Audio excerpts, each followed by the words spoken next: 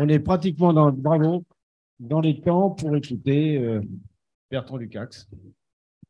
Importance du recueil et de la traçabilité de tous les traitements prescrits, problème de la chirurgie, des DMI, SNDS, voilà, c'est le titre de la communication. Oui, merci. Communication que j'ai déjà faite il y a, je crois, 4 ou 5 ans. Je vais redire les choses un peu différemment, mais c'est quelque chose qui me paraît tout à fait important. Comme Axel vous a bien expliqué. Oui, le point foncé, c'est.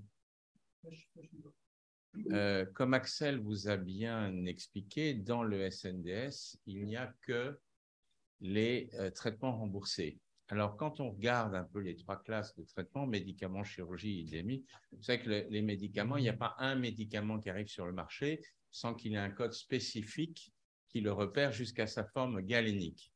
Et quand on regarde finalement la différence entre médicaments remboursés et médicaments prescrits, il y a une petite différence où c'est aussi les automédications, mais au fond, en général, ce n'est pas des médicaments importants. La plupart des médicaments importants qui ont des conséquences vraiment importantes, ce sont des médicaments remboursés. En revanche, pour la chirurgie, comme on va le voir, il y a une énorme différence aujourd'hui entre les interventions remboursées et celles qui sont pratiquées.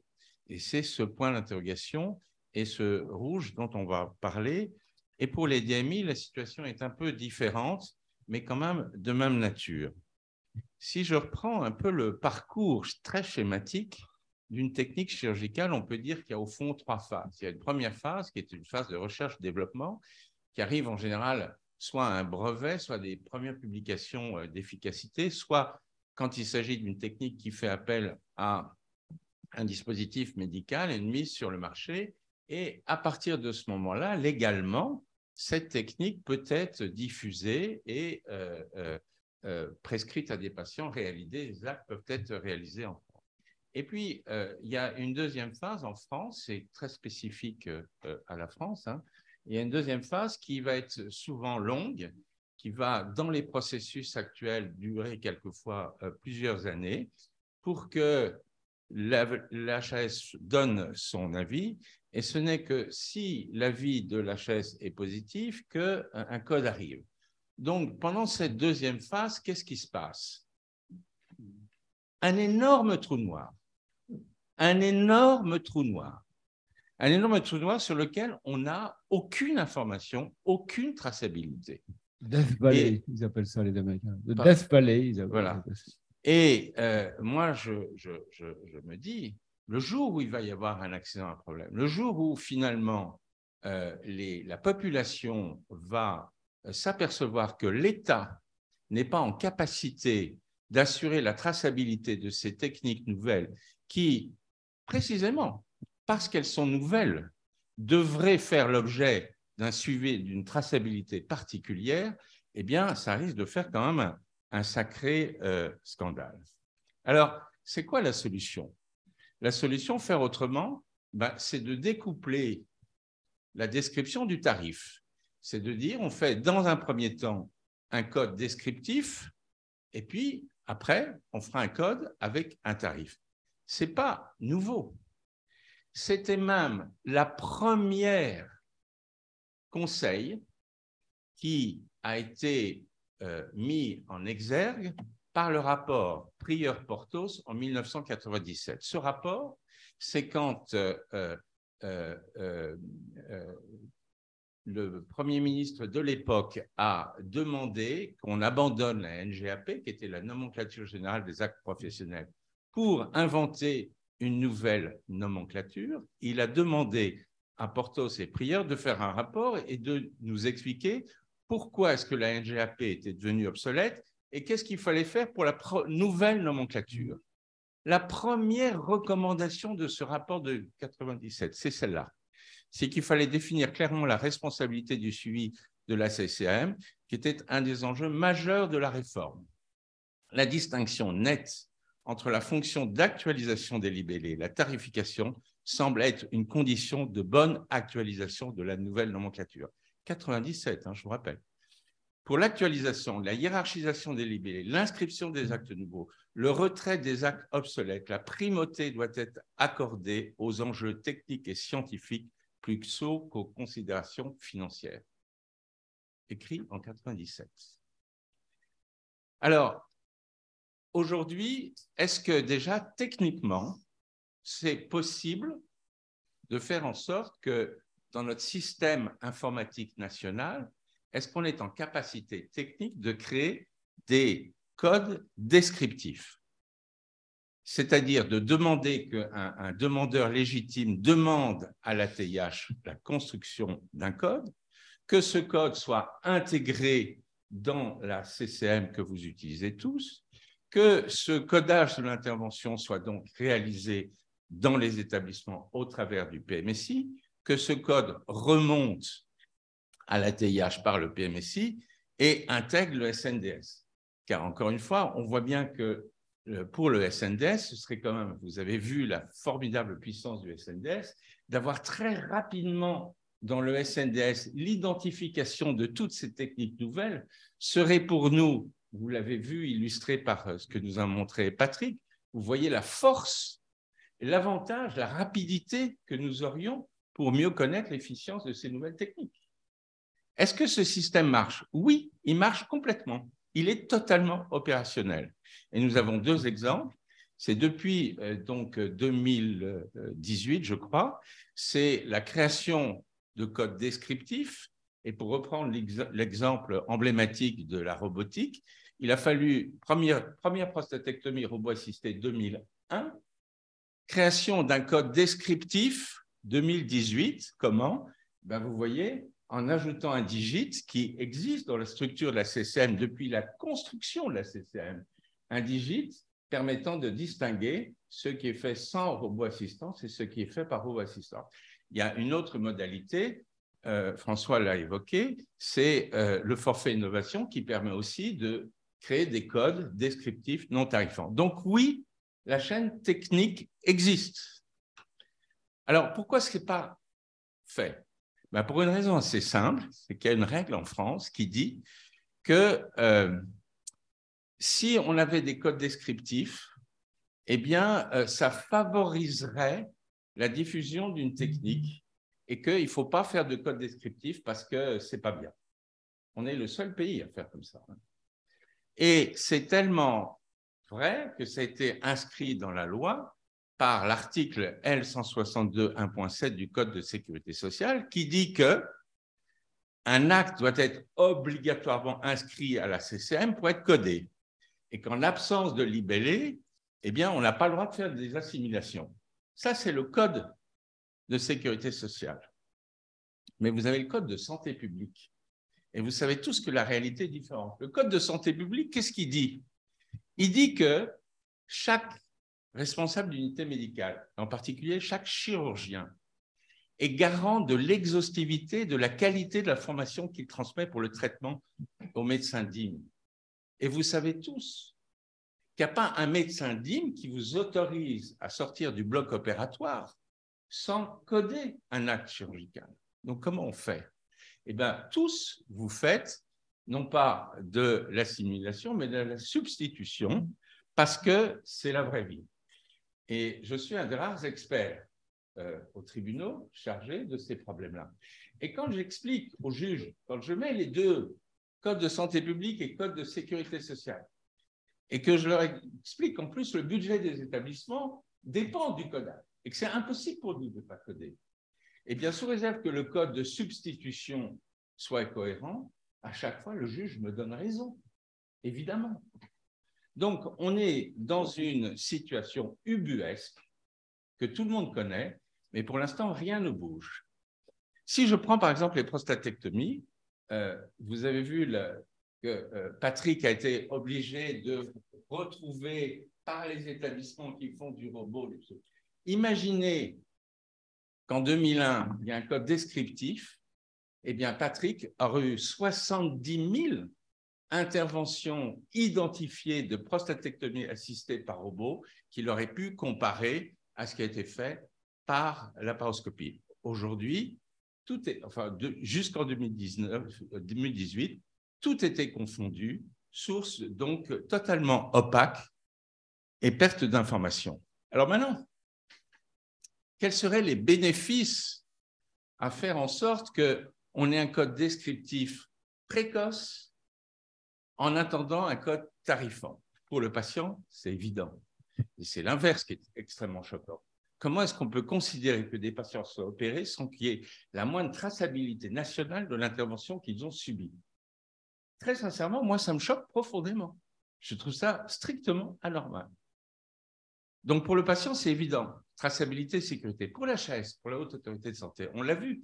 Encore, ce que nous a expliqué Martine, ce que nous a montré Patrick, c'est la force qu'il y aurait d'avoir précocement ce code descriptif qui pourrait justement nous permettre d'avoir des analyses très précoces de ce qui se passe dans la périphérie, de la diffusion, des accidents, des mortalités, des rechutes, bref, tout ce que fait Patrick, ça pourrait être fait très précocement. Donc, oui, ce serait très utile pour l'évaluation du service médical rendu et pour l'élaboration du tarif de remboursement. Donc, ça accélérerait même cette étape finale du remboursement. Et pour l'UNCAM, qui est objectivement celle qui, pour l'instant, bloque, mais ce serait tout bénéfice. Aujourd'hui, ces nouvelles techniques, elles sont opaques. On ne sait absolument pas ce qui se passe. Là, il y aurait au moins une transparence de la diffusion de la technique. Cela permettrait d'avoir une discussion beaucoup plus éclairée entre l'UNCAM et les professionnels sur l'impact de cette nouvelle technique. Et puis, ça éviterait toutes ces procédures auxquelles je suis confronté comme expert, où l'UNCAM attaque le chirurgien parce qu'il a codé avec un code de substitution. Et moi, au tribunal, je lui dis, mais comment est-ce qu'il peut faire autrement, puisque le code de santé publique l'oblige à coder. Donc, on est quand même dans une situation assez ubuesque. Pour les DMI, la situation est un peu différente. Il n'y a pas, c'est comme pour les médicaments, il n'y a pas un DMI qui arrive sur le marché sans qu'il y ait un code spécifique. Et tous les DMI, remboursés, pas remboursés, font l'objet d'un codage local dans l'établissement par la nécessité d'avoir une traçabilité pour la pharmacovigilance. Pour ce qui est des DMI remboursés, il y a deux voies. Il y a ceux qui sont en intra-GHS, donc qui sont inclus dans le GHS, avec une toute petite sous-partie maintenant qui nécessite un registre complémentaire, c'est en particulier justement les TAVI et les valves, qui sont codés localement et qui remontent à l'ATIH. Et puis, il y a ce qu'on appelle les DMI en liste en sus, c'est-à-dire qu'on considère qu'ils ne peuvent pas être inclus dans le GHS parce qu'ils coûtent trop cher. C'est une liste à part. Ils sont codés séparément. Ils remontent cette liste-là, ces codes-là remontent à l'ATIH et cette liste-là remonte, est inclue dans le SNDS. Ça veut dire quoi? Ça veut dire que là aussi, pour les DMI, la chaîne technique permettant de coder les DMI et de faire en sorte qu'ils remontent dans le SNDS et que donc on puisse les utiliser dans tout ce qu'on vous a montré aujourd'hui, elle existe et elle est fonctionnelle. Alors, qu'est-ce qui me fait penser que c'est vraiment le moment aujourd'hui d'en parler? Eh bien, je pense que la séance d'aujourd'hui vous a montré à quel point tout l'écosystème a profondément évolué ces dernières années. Montée en puissance du SNDS, on l'a vu par Axel. Prise de conscience de l'intérêt collectif pour la recherche des suivis en vie réelle, on l'a vu par Patrick et par Martine. Apport technique du HDH de cette plateforme qui est quand même extrêmement structurant, on l'a vu par Hossein. Premier point. Deuxième point, je vous ai montré la maturité de notre système informatique national permet cette remontée. La chaîne création de code descriptif ATIH, établissement codage SNDS, elle fonctionne aussi bien pour les nouveaux actes chirurgicaux que pour les DMI. Simplement, elle n'est pas généralisée. Et puis, deux éléments nouveaux, me semble-t-il, c'est la création du haut comité de la nomenclature et le rôle de l'Académie de chirurgie. Alors, comment est-ce qu'on pourrait faire pour faire bouger les choses? Eh bien, il me semble qu'il faudrait convaincre les responsables, et notamment les tutelles, l'UNCAM, l'HAS, de l'intérêt collectif majeur de cette évolution. Et dans ce que j'imagine, je pense qu'il y a deux structures extrêmement légitimes pour porter ce message, pour dire que c'est absolument essentiel que l'on change cette situation aujourd'hui, c'est l'Académie de chirurgie et c'est le Haut Conseil de la nomenclature. Ce sont deux entités parfaitement légitimes pour dire on ne peut plus rester dans ce trou noir. Ce n'est pas possible, d'une part, et d'autre part, c'est un bénéfice pour tout le monde, puisque l'écosystème permettrait justement de faire une analyse beaucoup plus précoce, utile à tout le monde, de ces nouvelles techniques. Comment? Eh bien, on peut imaginer qu'une entité, alors j'ai mis l'ANSM, mais ça peut être peut-être une autre, je crois que François avait une autre idée, c'est-à-dire qu'il faut un garde-barrière, c'est-à-dire une structure existante qui sait ceux qui arrivent, tous les DM qui ont un marquage au niveau européen, et qui a un peu ce rôle de garde-barrière. Et puis ensuite, il faudrait que ce ne sont que des propositions, évidemment, c'est ce que j'imagine. C'est que sous l'autorité de l'Académie de chirurgie, aidée par la haute Conseil de la nomenclature, il y ait finalement une interface avec les spécialités médicales pour que chaque spécialité médicale fasse remonter les nouveautés qui arrivent au fil de l'eau et que des réunions semestrielles ou annuelles avec le Haut Conseil de la nomenclature pour analyser ces nouveautés et faire un peu le tri pour savoir si c'est des nouveautés de rupture ou si c'est simplement des évolutions marginales. Et si c'est des nouveautés de rupture, de dire automatiquement, eh bien, on a l'autorité pour demander un code descriptif à la TIH. Et le troisième pilier de cette évolution, c'est un pôle d'analyse. Un pôle d'analyse qui associerait l'adresse, l'HAS et le Health Data Hub pour pouvoir définir a priori, automatiquement, un certain nombre de routines d'extraction et d'analyse à partir du SLDS de ces codes nouveaux qui nous permettraient très rapidement de suivre en vie réelle l'évolution de ces techniques en toute transparence, la diffusion et l'analyse des résultats ou des complications de ces techniques et qui ne pourrait que favoriser, accélérer l'évaluation du service médical rendu et l'élaboration du tarif. Voilà, je vous remercie. C'est très bien, c'est très concret. Bon, bah, tu fais appel au Conseil de la nomenclature et à l'Académie de chirurgie. Donc là, tu as les deux présidents et les structures qui t'ont entendu.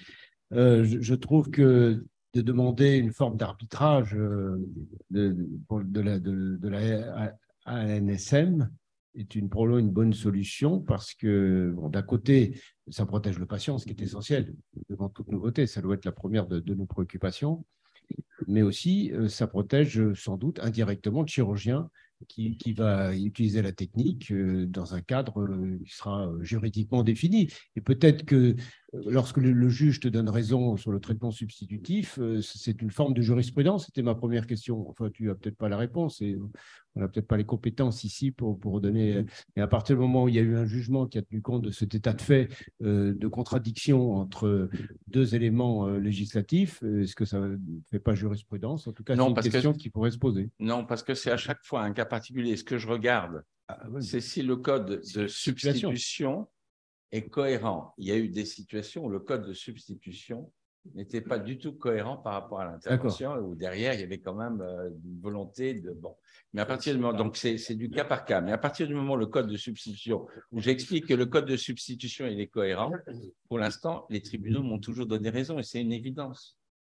Oui, mais justement, enfin, si cette situation peut être identifiée et décrite, c'est-à-dire qu'effectivement, le code de substitution est cohérent, et qu'à partir du moment où les juges t'ont donné raison, il y a une forme, à mon avis, il devrait y avoir une forme de jurisprudence. L'autre avantage, évidemment, mais ça c'était l'idée de départ du forfait innovation, c'est la mise à disposition précoce d'un progrès scientifique, médical, chirurgical à la communauté des patients sur le territoire national. Et c'est quelque chose qu'on connaît bien avec le forfait innovation. Oui. Quel est est-ce que tu as psychanalysé peut-être l'obstacle représenté par l'UNCAM? Parce que pourquoi ils ne comprennent pas? Ils sont abrutis ou quoi? Qu'est-ce qui se passe? Quel est parce que tu as mis un tas de conditionnels dans ta présentation. Ce serait assez logique. Et ça passe pas. Il y a une barrière mentale qui les empêche de réfléchir. Oui, je pense qu'il y a vraiment une barrière mentale. C'est culturel, c'est quoi? C'est organisationnel. Non, mais c'est pas... Et organisation. Non, mais je veux bien... Est-ce que je peux répondre? Se sortir de ce merdier, quoi. François donne la réponse en disant, mais on n'a pas à tarifer ça. On n'a pas à tarifer des choses. Sauf que, comme je le montre, dans la vraie vie, tous les actes sont codés.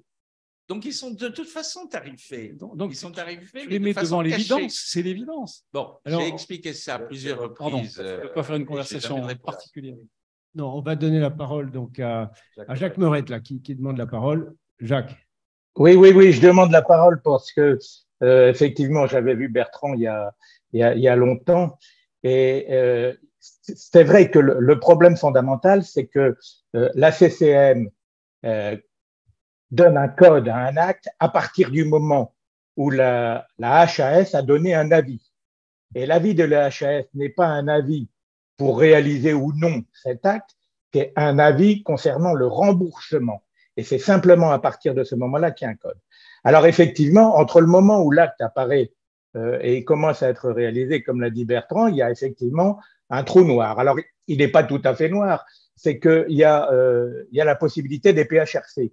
Mais vous savez tous que les PHRC, c'est une procédure longue qui est, qu'on peut dire, qui n'est pas du tout adaptée à la chirurgie. Ça peut être adapté pour des médicaments, mais pour la chirurgie, c'est pas du tout adapté. Et donc, on avait demandé la création d'un PHRC chirurgical pour permettre effectivement un codage et une traçabilité des actes nouveaux, ce qui n'a pas abouti. Alors, je rejoins tout à fait Bertrand quand il dit qu'il y a une nécessité de rapprocher l'académie de la CNAM, et c'est un petit peu ce qu'on a fait, et c'est grâce à ce rapprochement académie CNAM avec bon, François doit s'en souvenir, c'était 2018 là, et on a donc avec le médecin conseil, on a réussi à débloquer le système et à la création de ces codes d'extension documentaire. Maintenant, il reste toujours un problème qui n'est pas résolu, c'est que si on fait un code qui n'est pas rémunéré, eh bien, Bertrand l'a dit, et ça, dans la vraie vie, c'est que les chirurgiens continueront à coder par assimilation et on ne saura pas finalement ce qui est fait. Et donc, ça pollue complètement les bases.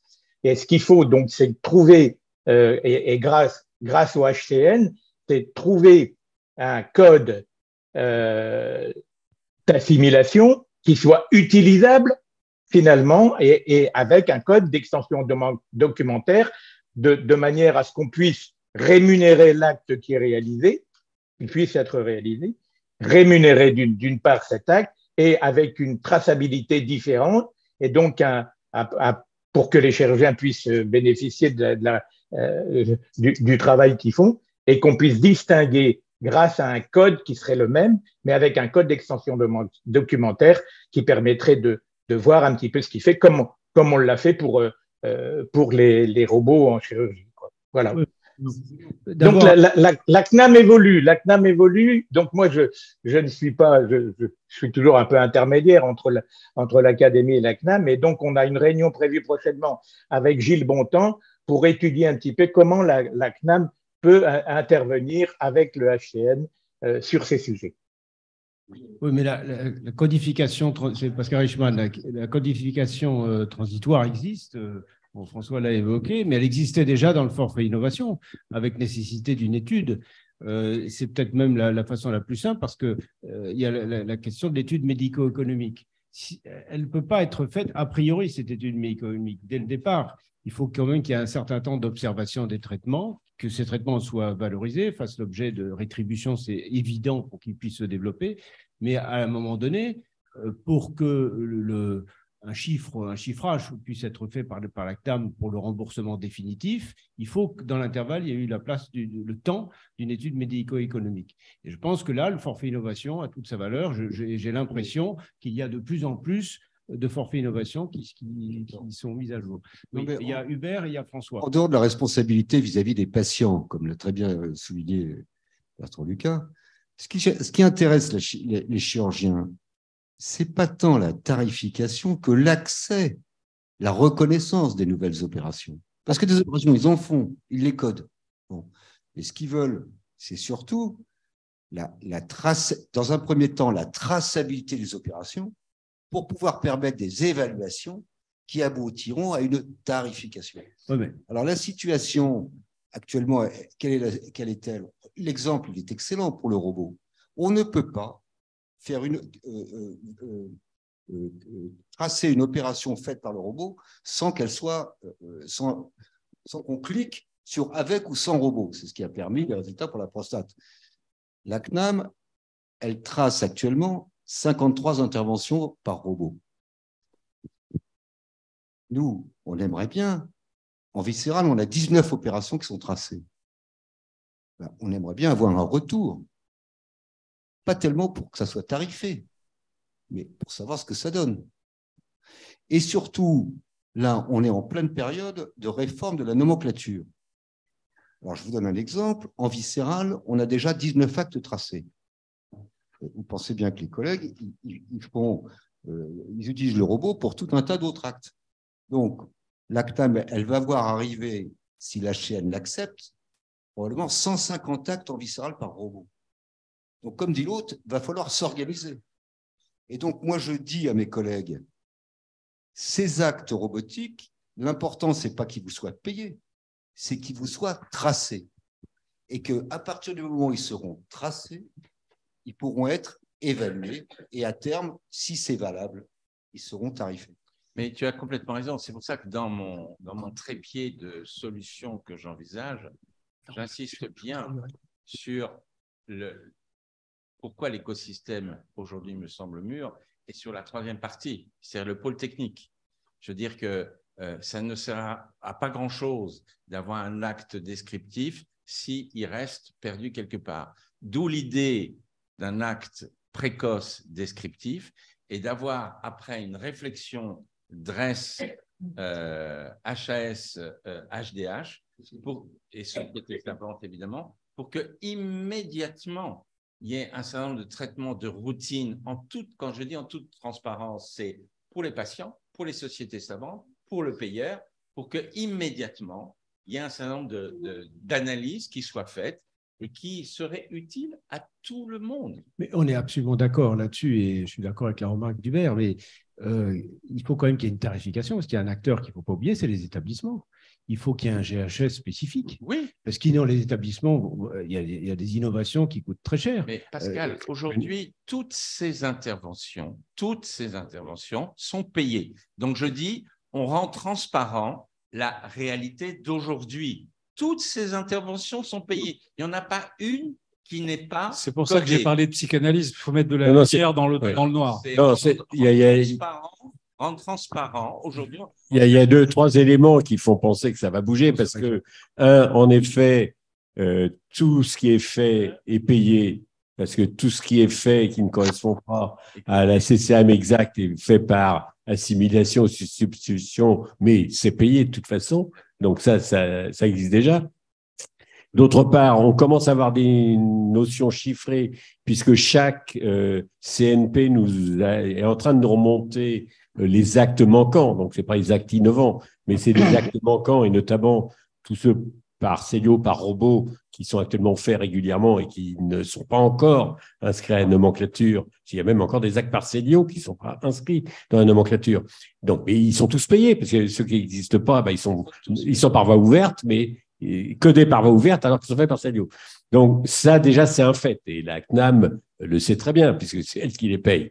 Donc, ça, c'est un fait. Deuxièmement, comme on est en train d'avoir une nomenclature et qu'on sait que spécialité par spécialité, il y a tant d'actes manquants à envisager, la CNAM a les moyens de faire éventuellement les hypothèses qu'elle peut faire sur le plan financier. Et d'autre part, on n'est pas forcément obligé de dire qu'on établit un tarif définitif tout de suite, dans la mesure où un changement qu'il y a eu également par rapport à avant, c'est que le Haut Conseil, moi quand on m'a contacté, j'ai dit que j'acceptais à certaines conditions, et une de mes conditions, c'était que le Haut Conseil ait une mission de maintenance.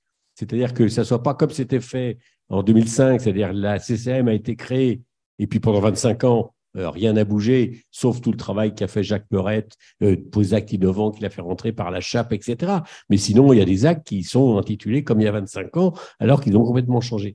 Donc, il y a une notion de maintenance. On peut très bien dire et proposer qu'on met en route le système que Bertrand a signalé, et pour lequel on a parlé plusieurs fois à Bertrand. Moi, je suis 100% sur cette ligne-là, et que pendant le temps qu'on mette ça en route, pendant 1 an, on ferme les yeux sur la substitution, assimilation, n'importe quoi, et qu'à partir du moment où le système est en route, on fait, ce qui est le rôle aussi du HN, la hiérarchisation de ces actes-là, parce que c'est vrai que tant que l'acte n'existe pas, tu ne peux pas dire combien il vaut, puisque tu ne l'as pas hiérarchisé. Donc on se dit pendant 1 an, on sait que la durée moyenne d'acceptation de la HAS des innovations, c'est 2 à 10 ans. Donc là, si on prend 1 an pour régler un problème définitivement, on gagnera entre 1 et 9 ans. Donc ça vaut quand même la peine. Donc à mon avis, je pense qu'on va pouvoir bouger, mais en disant ça. Et la dernière chose, c'est le problème des structures et de tutelle, c'est que l'ANSM a ses habitudes. Et je me demande s'il ne faudrait pas passer plutôt par l'agence de l'innovation, puisqu'on parle de l'innovation, et que c'est plus facile de faire accepter à des structures administratives qui démarrent des choses nouvelles qu'à des structures administratives qui existent depuis longtemps et qui ont leurs habitudes. Parce que c'est un point important, ça aussi. On va amener à cohabiter à un moment donné, voilà, sur le sujet. Bon, ben écoutez, je crois qu'il une dernière question. Oui, une dernière question, mais moi, je suis remonté depuis une bonne vingtaine d'années par la codification CNAM. Depuis 20 ans, on demande que les prothèses de hanche faites dans le même temps des 2 côtés soient codifiées, ce qui n'est pas le cas. C'est en train d'être résolu, ça. Comment ? Oui, en train d'être résolu. Ça met 20 ans. Il faut savoir l'argent. Attendez. Le HN est là que depuis 1 an. Hein. L'argent qu'on a perdu. Attendez, l'argent qu'on a perdu, la santé publique, les gens qui attendent 6 mois pour les 2 prothèses alors qu'on peut tout faire en 3 mois. Merci pour cette remarque. Très bien. Ben, écoutez, il nous reste à remercier Bertrand Lukacs et l'ensemble des orateurs. Je crois que ce que vous nous avez exposé aujourd'hui rencontre totalement les préoccupations d'aujourd'hui de l'ANC. On en a même parlé ce matin même en réunion de bureau et amorcer des solutions. Alors, on ne va pas rentrer dans le détail maintenant, mais on pourra en rediscuter. Merci beaucoup. Et merci à tous ceux qui ont participé à distance. Merci Martine. Merci Martine. Merci beaucoup. Merci.